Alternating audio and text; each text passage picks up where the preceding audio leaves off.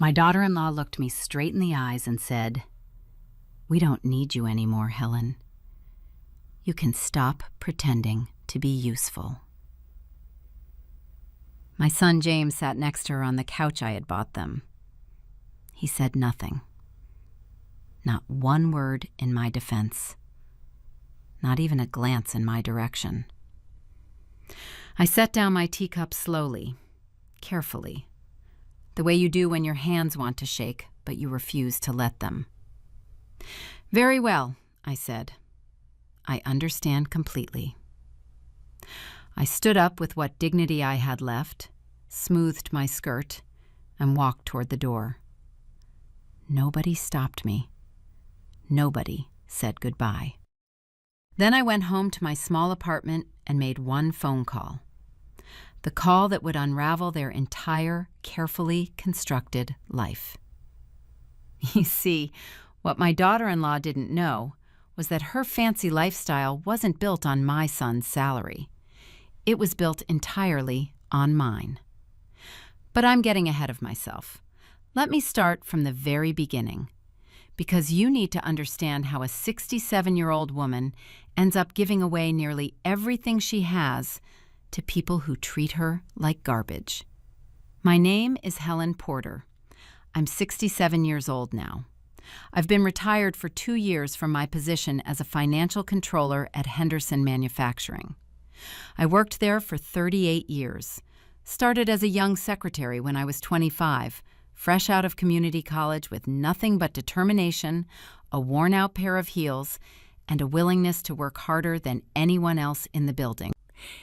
In those days, women didn't climb corporate ladders. We weren't supposed to want more than a typing pool and a husband.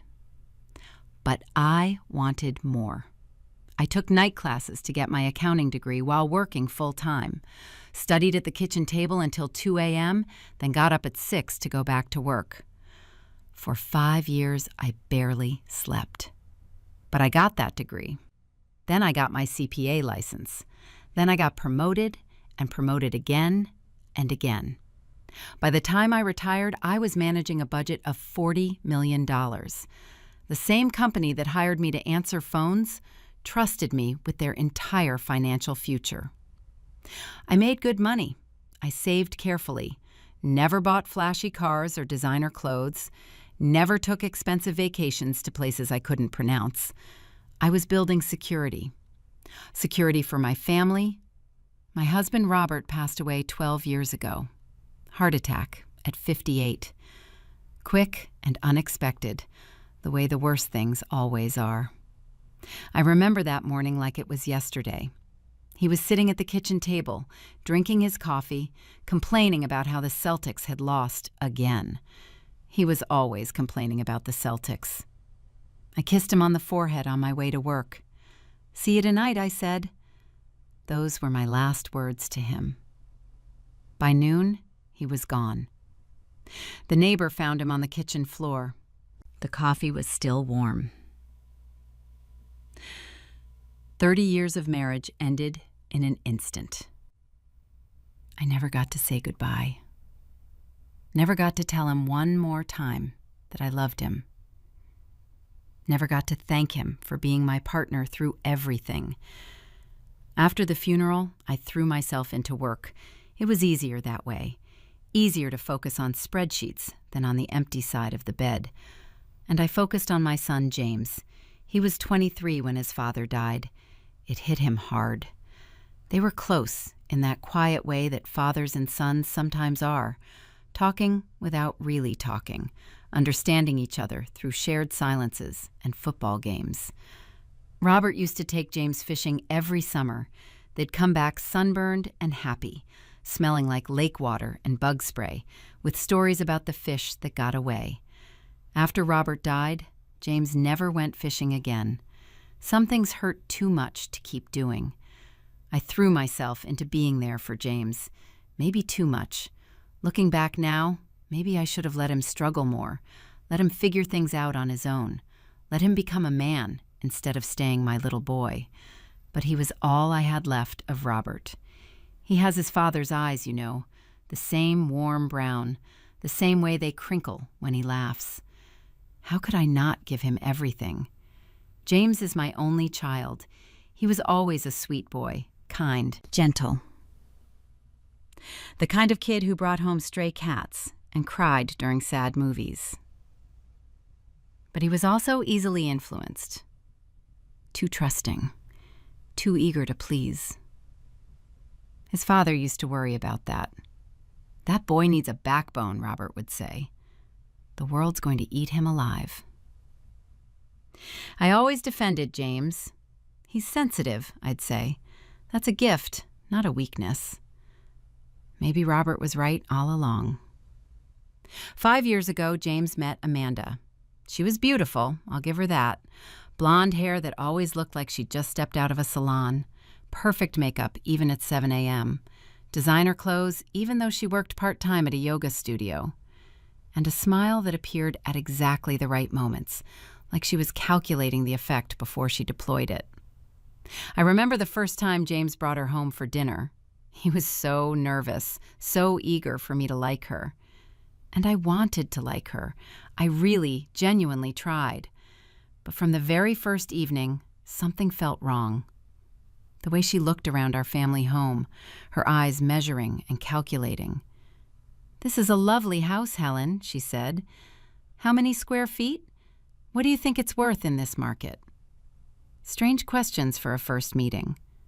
Then came more questions. Casual questions that weren't casual at all. "So, Helen, are you planning to retire soon? Do you have a pension, or is it all 401k? James mentioned you're a financial controller. That must pay well." And the way she suddenly became so devoted to James after she learned he was an only child with a widowed mother who had worked 38 years at the same company. But James was in love. His whole face lit up when he looked at her. He laughed more than he had in years. He seemed happy for the first time since his father died. And I was just his mother. What did I know about modern relationships? Maybe I was being old-fashioned, suspicious of a woman who was simply direct about finances. I told myself I was wrong. I told myself to be happy for my son. They got married 3 years ago. I paid for the entire wedding, $47,000. Amanda wanted a destination ceremony in Cabo San Lucas, not a simple beach wedding. A resort takeover, 3 days of events, welcome dinners and sunset cocktails and farewell brunches. Nothing but the absolute best for our special day, she kept saying. Our special day. Funny how the bills all came to me. The flowers alone cost $8,000. Imported orchids that wilted in the Mexican heat. $8,000 for flowers that died in 3 days. The photographer was another $6,000. The dress was $4,500. Amanda said she couldn't possibly wear anything less. The rehearsal dinner, the welcome bags, the transportation, the tips. But I paid it gladly. This was my son's wedding, the beginning of his new family, the grandchildren I'd been dreaming about. I wanted it to be perfect for him. Amanda never thanked me. Not once. Not a card, not a call, not even a mention in her wedding speech. She thanked her yoga instructor. She thanked her hairstylist. She didn't thank the woman who paid for everything. But I told myself it was an oversight. She was busy, overwhelmed with wedding stress. I made excuses for her. I was very good at making excuses for her. Before we continue, I want to thank you for being here with me. Please subscribe and leave a comment telling me where you're watching from. I read every single comment, and it means the world to this old lady. Now, back to my story. A year after the wedding, they wanted to buy a house. James worked as an assistant manager at a retail store. Good job, steady income, decent benefits, but nothing spectacular. Maybe $55,000 a year. Amanda worked part-time at a yoga studio. Building her personal brand, she called it. She taught 3 classes a week and spent the rest of her time taking photos for Instagram. She made maybe $15,000 a year on a good year, usually less. Together, they couldn't qualify for a mortgage on the houses Amanda wanted. And Amanda had very specific wants. She didn't want a starter home. She didn't want a fixer-upper or a condo or anything sensible for a young couple just starting out. She wanted a 4-bedroom colonial in the best school district, even though they had no children. She wanted a gourmet kitchen with marble countertops, even though she never cooked. She wanted a master bathroom with a soaking tub and heated floors, because apparently regular floors were beneath her. The house she found cost $380,000. They needed $80,000 for a down payment. James came to me alone one evening. He looked exhausted, stressed. He sat at my kitchen table, the same table where his father used to read the newspaper, and he couldn't meet my eyes. "Mom," he said quietly, "I need help. Amanda found our dream house, but we can't afford the down payment. I don't know who else to ask." I looked at my son, my only child. Robert's eyes looking back at me, full of hope and desperation. I didn't hesitate. I transferred $80,000 from my retirement account, more than half of everything I'd saved over 38 years. But I also had to co-sign their loan. Even with the down payment, their combined income wasn't enough to qualify. The bank needed someone with better credit, more assets, more stability. Someone like me. So I signed. I put my name on a $300,000 mortgage for a house I wouldn't live in, because my son asked me to, because that's what mothers do. 3 months after they moved in, James came back. Same exhausted look, same inability to meet my eyes. "Mom, we're a little short on the monthly payments, just until Amanda's yoga business takes off. Could you help us out temporarily? Please, just for a few months?" I agreed to pay $2,000 a month toward their mortgage. Just temporarily, just until things stabilize. That was 2 years ago. I was still paying when Amanda told me I was useless. Let me do the math for you, because I was a financial controller for 38 years and I'm very good at math. $80,000 down payment, $48,000 in mortgage payments over 2 years, $47,000 wedding, plus smaller things. Furniture they needed, $8,000. New appliances, because the ones that came with the house weren't good enough, $4,000. Loans for car repairs, credit card bills, yoga teacher training that Amanda never completed, another $6,000 or so. $193,000 total. Nearly my entire retirement savings. 38 years of work. 38 years of sacrifice and overtime and skipped vacations. Gone to support a lifestyle my son couldn't afford, and my daughter-in-law felt entitled to. And Amanda never knew about most of it. James asked me to keep it secret. He said she was proud, wouldn't accept charity. Charity. That's what my son called 38 years of my savings. Charity. Like I was some stranger handing out coins on the street. Over the past 2 years, I watched Amanda's attitude toward me change. Slowly. Deliberately. Like watching ice form on a window. You don't notice it happening until suddenly you can't see through anymore. At first, she was sweet. Called me Mom. Hugged me when I arrived. Complimented my cooking and asked for recipes she never made. But slowly, the invitations became less frequent. Sunday dinners became every other week dinners, then monthly, then we'll let you know when we're free. The phone calls got shorter, the warmth disappeared, and the comments started. "Helen, don't you think that sweater is a bit dated? I could take you shopping sometime, help you update your look."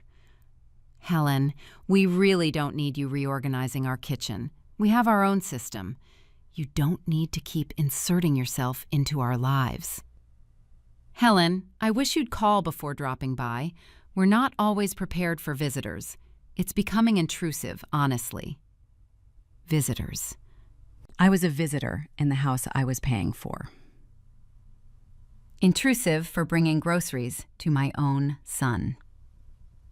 Dated for wearing the same cardigan my husband bought me 15 years ago. Last month, everything shattered. It was a Sunday afternoon. I stopped by to bring them groceries like I did every week, $200 worth of organic everything because Amanda insisted on organic. Organic avocados at $3 each, organic almond milk, organic quinoa that I had to look up how to pronounce. Things I never bought for myself because they cost too much. I had a key. James had given it to me when they moved in, so I let myself in quietly. I wanted to surprise them, leave the groceries, and maybe stay for dinner if they weren't busy. That's when I heard them talking in the living room. Amanda's voice was sharp as a knife. James, your mother is always here, always watching us, always judging everything I do. I can't breathe in my own house anymore. My own house. The house I gave them $80,000 to buy. The house I was still paying the mortgage on. James mumbled something I couldn't hear. Something weak and apologetic, probably. I don't care if she's lonely, Amanda snapped. That's not my problem. She's a grown woman. She can make friends. She had her life. She had her husband. That's over now. This is our life, our house, our future. She needs to back off before I completely lose my mind. I stood frozen in the hallway, groceries in my arms. Heart pounding so loud I was sure they could hear it. I mean it, James, Amanda continued. Her or me. Make a choice. Slowly, quietly, I set the groceries down on the kitchen counter. My hands were shaking, but I kept my breathing steady, controlled. Then I walked into the living room. Amanda's face went white when she saw me. Just for a second, I saw fear in her eyes. Then she recovered, put on that mask she always wore. Helen, I didn't hear you come in. Obviously, I said quietly. James couldn't meet my eyes. My son, my only child, the boy I'd given everything for. He stared at the floor like a guilty teenager caught stealing cookies. Amanda straightened her shoulders, decided to double down instead of apologize. That was always her way. Attack, never retreat. Since you heard everything, we might as well be honest, Helen. She looked me straight in the eyes. We don't need you anymore. You can stop pretending to be useful. Stop dropping by unannounced like you own the place. Stop calling every day like we're your only source of entertainment. Stop acting like this is still your family to manage. James is my husband now. This is my house, and you need to learn your place. I looked at James, waiting, hoping, praying he would say something. Anything. Even a weak protest would have meant something. He said nothing. Just sat there, staring at his shoes, like a coward. Like the weak man his father always worried he'd become. I nodded slowly. Very well, I said. My voice was steady, calm. I understand completely. I turned and walked out. I didn't take the groceries I'd bought. I left the key on the counter. I left my heart there too, I think. Somewhere on that kitchen floor with the organic avocados and the imported quinoa. When I got home, I sat in darkness for a long time. 67 years old, widowed, apparently useless. A burden to the only family I had left in this world. I made myself a cup of tea. Earl Grey, my favorite, the kind Robert used to make me on Sunday mornings. He always added a little honey because he knew I had a sweet tooth. I sat in his old armchair, the one I couldn't bring myself to throw away even after 12 years. And I thought about everything. About the $193,000 I'd given them, about the gratitude I'd never received, about my son who couldn't even defend me. And somewhere in that darkness, something shifted inside me. Here's the thing about being 67 years old. You've survived enough heartbreak to know that pain doesn't kill you. You've buried parents, friends, a husband. You've weathered disappointments and betrayals and losses that felt like they'd destroy you. And you're still here. You've also lived long enough to know your own worth, even when others try to diminish it. I opened my laptop, logged into my bank account. There it was, the automatic monthly transfer, $2,000 to James and Amanda's mortgage, scheduled for the first of every month. Like clockwork. Like a good mother. Like a useless old woman who didn't know her place. I moved my cursor over the cancel button. I thought about James, about the little boy who used to crawl into my bed during thunderstorms, about the teenager who brought me flowers on Mother's Day, about the man who sat silent while his wife called me useless. And I clicked. Payment canceled. Then I called my attorney, Robert Chen. Yes, another Robert. Maybe that's why I trusted him. Robert, I said, I need to see you tomorrow. There are some documents I need to review, and some hard decisions I need to make. That night, I slept better than I had in months. The next morning, my phone rang at 7 a.m. James. Mom? His voice was panicked, higher than usual. Did you cancel the mortgage payment? Yes. But Mom, we can't afford the full mortgage on our own. You know that. Amanda's yoga business isn't profitable yet, and my salary barely covers our other bills. James, I interrupted quietly, let me ask you something. Does Amanda know I've been paying your mortgage for 2 years? Silence. Long and telling. I didn't think so. Mom, please, you can't do this to us. If you stop now, we'll lose the house. Everything we've worked for. Everything you've worked for? James, I paid for that house. My money made that house possible. And your wife just told me I'm not welcome in it, that I'm useless, that I need to know my place. Mom, you said nothing, James.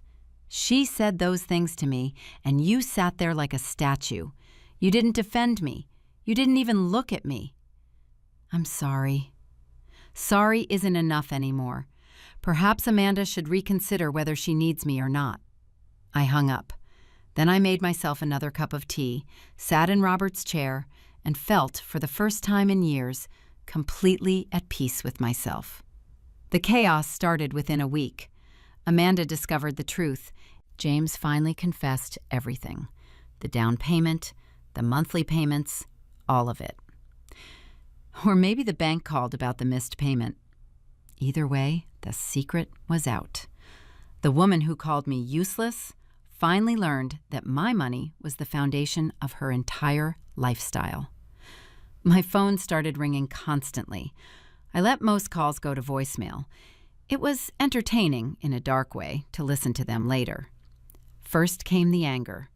How could you do this to us, Helen? How could you humiliate James by making him keep secrets from his own wife? This is manipulation. This is financial abuse. Financial abuse.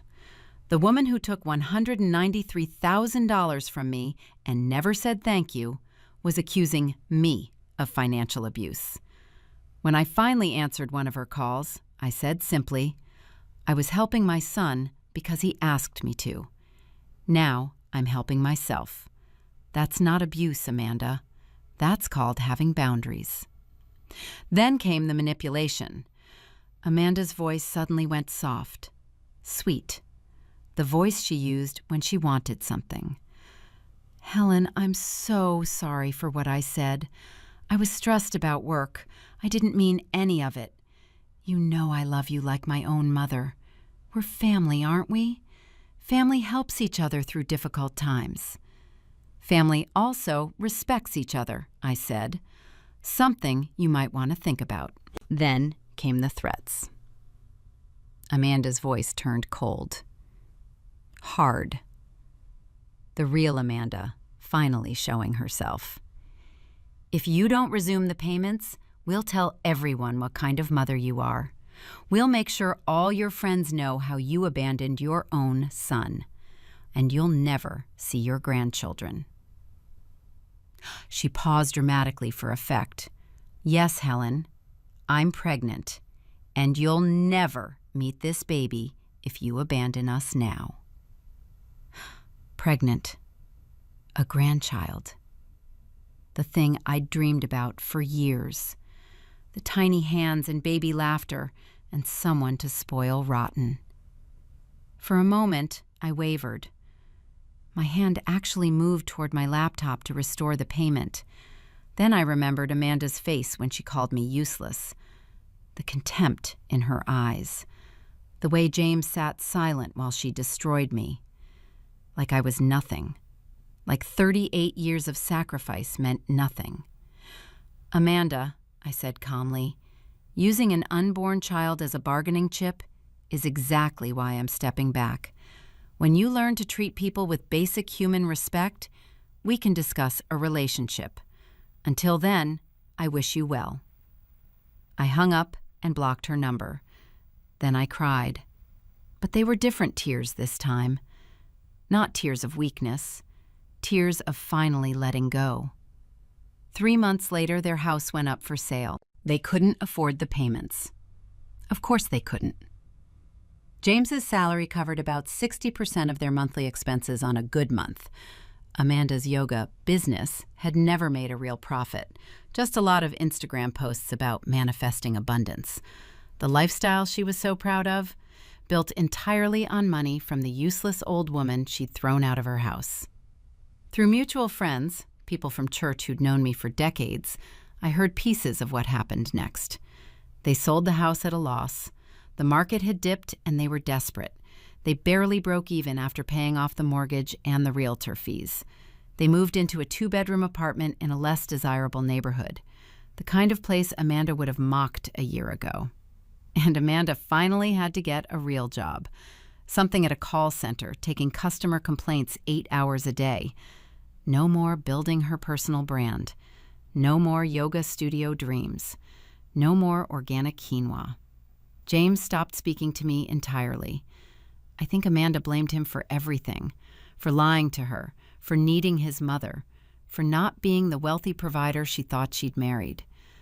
The baby was born in October, a girl. I found out through Facebook, not a phone call, not even a text. That hurt more than anything else, more than losing the money, more than losing my son. A grandchild existed in the world, and I wasn't there to see her. 5 months after the baby was born, I got a letter. Not an email, not a text, an actual handwritten letter.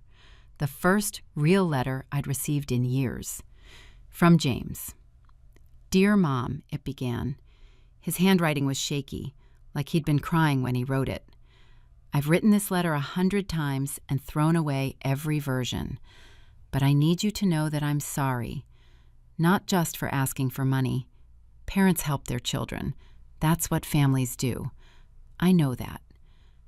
I'm sorry for letting Amanda treat you the way she did, for not defending you when she said those horrible things, for being too weak to stand up for the woman who sacrificed everything for me. Amanda and I are getting divorced. It's been coming for a while. She was never happy, Mom. Not with the apartment, not with my salary, not with me. Losing the house just exposed everything that was already broken between us. I'm not asking for money. I'm not asking for anything. I just wanted you to know that I finally see what I couldn't see before. I hope someday you can forgive me, but I understand if you can't. I love you, Mom. I always have. I was just too stupid and too weak to show it. Your son, James. I read that letter 5 times. Then I let myself cry. Really cry. The kind of crying I hadn't done since Robert died. I didn't respond immediately. Forgiveness isn't something you can rush. It has to grow naturally, like a garden. You can't force flowers to bloom before they're ready. A week later, I sent a short reply. James, thank you for your letter. I'm not ready to have a full relationship again, but I'm willing to meet for coffee. Just the two of us. One step at a time. Love, Mom. That was 4 months ago. We've had coffee 8 times now. Awkward at first, lots of long silences and staring at our cups, but getting easier each time. He's living in a small studio apartment near his work now. The divorce is finalized. He has joint custody of my granddaughter, a little girl named Emily. I finally met her last month. She has Robert's eyes, my late husband's eyes, the same warm brown, the same way they crinkle. She laughed when I made funny faces at her and grabbed my finger with her tiny hand. And she didn't let go. We're not back to normal. Maybe we never will be, completely. Trust, once shattered, takes years to rebuild. Sometimes it never fully heals. But we're trying. And that's more than I had 6 months ago. I learned something important through all of this. Being a good mother doesn't mean being a doormat. Loving your children doesn't mean accepting disrespect. And sometimes, the kindest thing you can do for someone is let them face the consequences of their own choices. I'm 68 now. I go to yoga twice a week. Not Amanda's kind of yoga, obviously. Regular yoga with regular people at a regular community center. I've joined a book club with wonderful women my age. We read mysteries and drink too much wine and laugh about our grown children. Turns out, I'm not the only mother with a difficult story. I've learned to enjoy my own company, to take myself to movies, to cook meals just for me, to find joy in small things. My retirement savings are slowly recovering. I'll never get back everything I gave them, but I have enough. Enough to live comfortably, enough to feel secure, enough to sleep peacefully at night. And I have something more valuable than any amount of money: self-respect. If you're watching this and you're being taken advantage of by family, I want you to hear this clearly. It's okay to say no.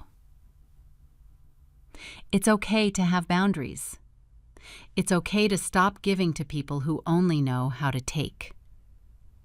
You don't owe anyone your peace, not even your children, especially not people who call you useless while living off your generosity. My daughter-in-law said I was pretending to be useful. Turns out I was the only thing holding their entire life together. And when I finally stepped back, the truth revealed itself. Thank you for listening to an old woman's story. I hope it helps someone out there who's struggling with the same thing. If your family doesn't value you, there are people who will. Find them. They're out there. I promise. Please subscribe and leave a comment. What would you have done in my situation? Would you have forgiven them sooner? Later? Never? I'd love to hear your thoughts. See you in the next video.